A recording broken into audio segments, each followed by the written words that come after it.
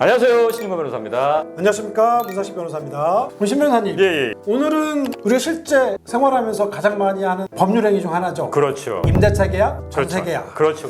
요즘 또 난리지 않습니까? 지금 전세 계약하고 나서 사기당했다고. 그러니까. 지금 상담을 원하시는 분도 많고 실제로 고소를 하거나 민사소송을 제기하시는 분도 굉장히 많거든요. 신 변호사님은 지금 전세 임대차 관계 관련 책도 지금 준비 중이시잖아요. 그럼요. 조만간 나올 텐데요. 그거 좀 참고하시면 아마도 전세 사기를 예방하는 데 좀 도움이 되지 않을까라는 생각이 들어요. 언제쯤 발간되죠? 지금 예정은 한 4월쯤. 4월쯤. 예. 지금 우리 신 변호사님께서 임대차 관련된 법률 관계에 대한 책을 쓰시면서 구독자분들께서 예. 전세 계약할 때 잘 알고 계셨으면 손해를 방지할 수 있겠다. 그러니까. 이런 것들을 좀 정리를 하셨어요. 그러니요. 그래서 오늘 그 말씀 주실 거잖아요. 예, 그렇죠? 그렇습니다. 더 많을 수도 있는데 예. 너무 또 많아지다 보면 사실 또 기억 못해요. 맞아요.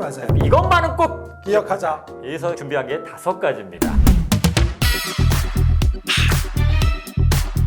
먼저 첫 번째 한번 볼까요? 많은 분들이 특약상에 지금 기재하고 계시는 부분 중에 하나긴 한데 우리가 보통 계약서를 작성할 때 본문 내용에 보통 집중한단 말이죠. 근데 사실 어떻게 보면 계약서의 제일 중요한 부분은 다 특약상이 특약이죠, 있습니다. 특약. 첫 번째가 뭐냐면 바로 이겁니다. 기존에 있는 가압류, 그다음에 근저당권, 잔금 지급 시까지는 말소하고 이 계약 체결 이후에는 추가적인 근저당권 설정 안 된다. 안 된다. 만약 하면 어떻게 할 거냐? 바로 계약을 해지하고 손해배상, 이때는 얼마를 딱 정해놓는 거예요. 손해배상으로 얼마를 지급한다. 딱 이렇게 해놓고 하면 임대 입장에서 약간 심리적으로 조금 압박감을 압박감 느끼죠. 느끼죠. 그렇죠. 물건을 보러 갔는데 집은 너무 마음에 들어. 근데 거기 이미 가압류, 뭐 근저당도 있어. 근저당도 있어. 그리고 또 임대인이 전세 계약하고 받은 돈으로 은행 대출 갚고 근저당권 거의 말소할 네. 거예요. 또 이렇게 이야기도 하잖아요. 그러니까. 근데 그만 믿고는 어떻게 해요? 만약 안 해주면 어떻게 할 거야? 어라? 말로만 해줄게 믿지 마시고 특약상에다가 이렇게 만약에 이렇게 추가적으로 그 담보를 제공하거나 근저당권 말소 안 해주면 전세 계약을 해지하고 손해배상금으로 얼마를 지급한다. 요 문구만 딱 써놓으시면 이거라면 나중에 받기도 좀 더 편하게. 일단 뭐라고 그러냐면 손해배상의 예정이라고 해서 기본적으로는 요 금액을 줘야 되는 거예요. 물론 감액은 될 수 있겠지만 그래서 이렇게 미리 정해놓으시면 좀 상대방도 임대도 압박하고 나중에 손해배상을 받는데도 조금 수월할 수 있다. 지급했던 계약금 위에 플러스로 당신은 약속을 어겼으니 페널티를 줘야 될 거 아니에요. 페널티 약속을 지키고 부과를 있는 하는 건데. 거죠.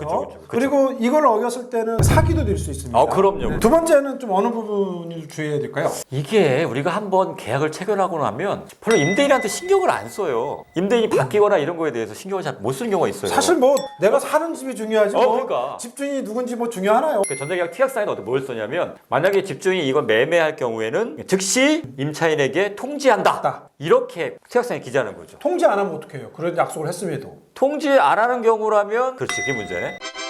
통지 안 했을 때는 그 좀 법률관계 복잡해질 수 있어요. 다만 임대인 입장에서 사실 이거를 내가 해야 돼? 라고 몰라서 못하는 경우도 있어요. 그렇죠. 실제로요. 그래서 이거 공인중개사 하는 거 아니에요? 라는 사람도 있단 말이죠. 그러니까 만약에 특약상 기재 놓으면 임대인의 어떤 간에 의무로 되는 거니까 그거는 나중에 할 얘기가 생긴다는 거죠. 그렇죠. 고장이 났어요. 임대인한테 딱 전화 오는데 나 그 집 팔았는데? 아니? 새로운 주인한테 전화해보세요. 아니 뭐 좀 그러면 알려주시던지. 내가 왜 알려줘? 내 집 내가 팔았는데 내가 그럴 의무가 어딨어요? 아이 그래도 참 너무하시네 진짜. 그러니까 이런 경우가 있고 실제로 전세 사기 사건에서도 실제로 계약을 체결했다가 나중에 임대인이 어디 사라져 버리거나 연락이 안 되고 두절돼 버리거나 다른 사고로 바뀌었다고 해서 알게 되는 경우들이 왕왕 있었단 많죠. 말이죠. 근데 그 사람들이 만약에 또 문제는 임차 보증금을 돌려줄 만한 능력이 없는 경우가 그러니까 되죠. 뭐 이렇게 노숙자 같은 명의 빌려가지고 하는 경우도 있고 그렇죠, 그러다 보니까 사실은 새로 바뀐 사람이 나는 어떤 사람인지도 몰라요. 물론 전 임대인도 잘 모르긴 하지만 아예 바뀐 사람은 아예 몰라. 그럼 나중에 진짜 또 못 돌려받을 수 있잖아요. 연락처도 모르고. 이게 왜 중요하냐? 만약에 이걸 내가 통지를 받았어. 임대인이 바뀐 사실을 알았단 말이에요. 그러면 법에 따르면 그 새로운 집주인한테 이게 임대차 관계가 승계되잖아요. 근데 그걸 거부할 수 있는 권리가 있단 말이에요. 그렇죠. 나 이거 승계되는 거 나 싫어. 임대차 계약 해지할 테니까 나랑 계약했던 당신 나한테 돈 돌려줘. 라고 요구할 수 있는 권리가 있단 말이에요. 있죠. 예. 맞죠. 기본적으로 임대차 관계는 그래도 신뢰를 전제로 하는 거기 그렇죠. 때문에 임대인이 변경되는 거는 굉장한 계약의 주요 내용 중에 하나죠. 그래서 그게 변경이 되면 해제가 가능한 거죠. 보통 우리 계약 체결하고 났는데 국세청이나 이런 데서 갑자기 압류가 들어왔네? 그거 어떻게 해야 되는 거예요? 그게 문제. 만약에 전세 계약 체결 이후에 세금 체납 사실을 알게 된다. 그런 경우는 바로 계약을 해지하고 임대인이 임차인한테 즉시 임대 보증금을 돌려준다라는 거를 특약상에 기재할 수 있다는 거죠.